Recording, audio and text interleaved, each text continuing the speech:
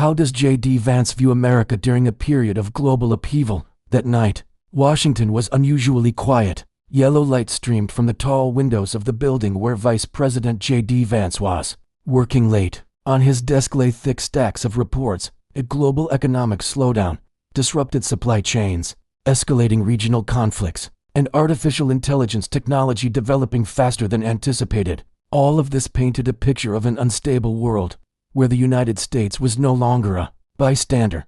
J.D. Vance leaned back in his chair, gazing up at the flag on the wall. In that moment, he wasn't thinking like a politician, but like an American asking himself, where does this country stand in the global storm? He recalled recent trips, meetings with factory workers in the Midwest, conversations with students worried about their future jobs, and farmers under pressure from the world market. For them, global upheaval isn't a diplomatic term, but rather rising gas prices, higher rents, and a sense of insecurity about tomorrow. In J.D. Vance's view, America is entering a very different phase than it was in previous decades.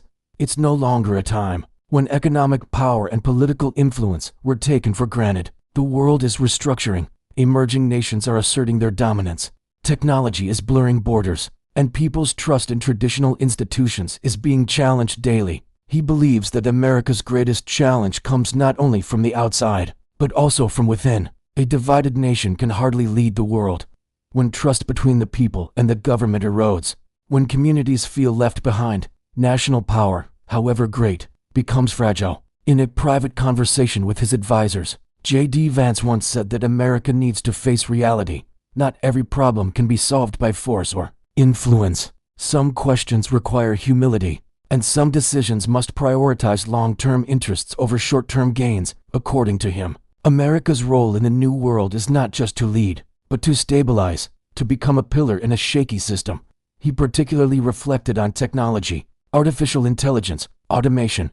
Data all are changing how people work and live. Without preparation, millions of Americans could be left behind. But if done right, this is also an opportunity to reshape the economy, create a new generation of jobs, and strengthen the nation's position.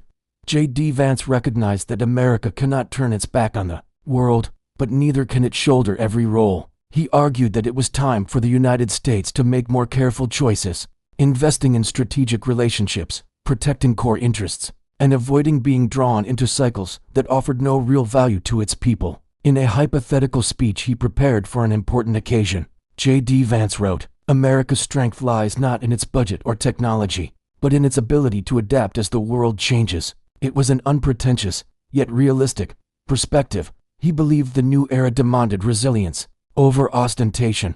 As night fell over the Capitol, J.D. Vance rose and walked to the window. The city below remained brightly lit, a reminder that America was always in motion, always changing. In the chaos of the world, he saw not a weakened America, but a nation facing a choice: either adapt or be swept away. For J.D. Vance, this period of global upheaval is not the end of America's role, but a test of resilience, of the ability to listen to the people, and of the courage to change what was once considered immutable. The question is no longer is America still strong, but what kind of nation will America become in the new world? And in his mind, the answer lies not in grand slogans, but in every small decision, from economic and educational policies to how America engages with the rest of the world. That night, as he left his office, J.D. Vance believed that America's future was still wide open. But to move forward, the nation needed to face the truth, embrace change, and most importantly, not forget that its greatest strength always comes from its own people.